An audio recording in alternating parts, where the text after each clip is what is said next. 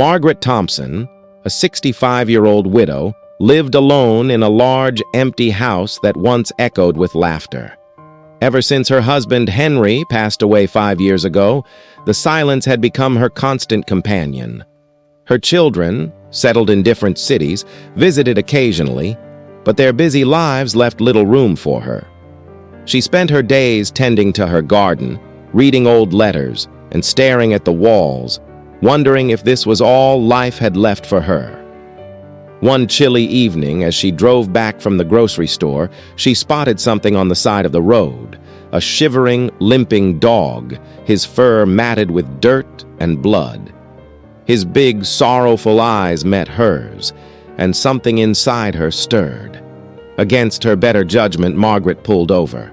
The dog whimpered as she approached, too weak to run. She wrapped him in her coat and rushed to the nearest veterinary clinic. The vet's expression was grim. "He's malnourished, has a broken leg, and his organs are weak. Euthanasia might be the kindest option." Margaret looked at the dog. His tail gave the faintest wag as if pleading. Her heart clenched. "No," she said firmly. "I'll take him home." She named him Buddy. Buddy's recovery was slow. Margaret stayed up nights feeding him broth, gently massaging his weak leg. She talked to him about Henry, about her loneliness, about how much she missed having someone to care for. Buddy listened, his warm brown eyes never leaving her face. Weeks passed.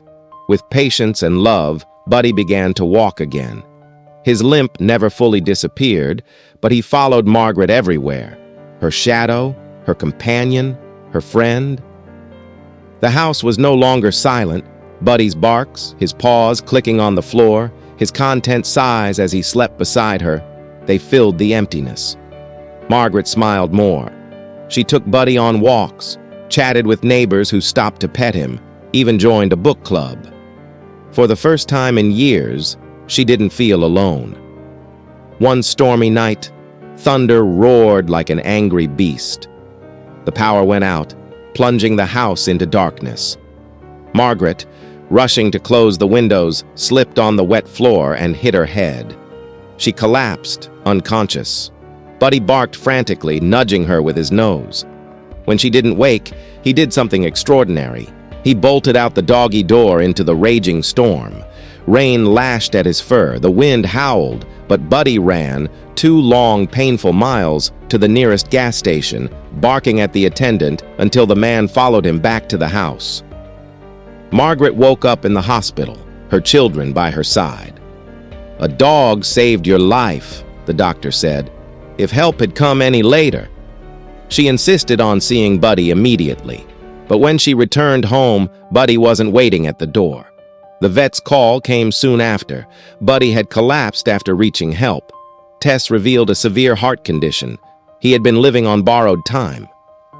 "He held on long enough to save you?" the vet said softly. Margaret wept, clutching Buddy's favorite blanket. He had given her the greatest gift, not just his love, but a reason to keep living. Epilogue: a legacy of love. Margaret didn't retreat into loneliness again. She volunteered at the local animal shelter, telling Buddy's story to everyone. She adopted another senior dog, one nobody else wanted, because she understood love isn't about how long you have, but what you do with it. And every night before bed, she whispered, "Thank you, Buddy." Did this story touch your heart? If so, like, share, and subscribe for more emotional tales of love, sacrifice, and second chances. Let's celebrate the extraordinary bonds between humans and animals. Comment below with your own stories of furry heroes. Woofheart.